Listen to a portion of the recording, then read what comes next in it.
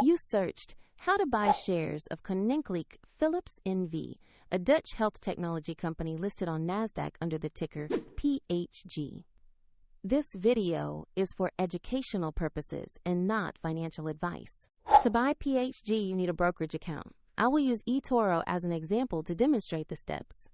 After signing up, you must verify your account, usually by uploading a government ID, and add funds before you can buy. Use the platform search box and type the ticker PHG to find Koninklijke Philips NV.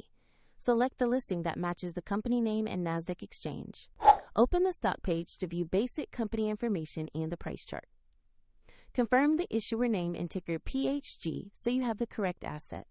Click Invest or Buy, enter the amount you want to invest, then review order details such as order type and any fees before confirming. If the market is closed, your order will execute when trading reopens, and the platform will prompt you to add funds if your balance is insufficient. Once your order executes, the position will appear in your portfolio. Find the eToro link in the description if you want to open an account and follow the same steps.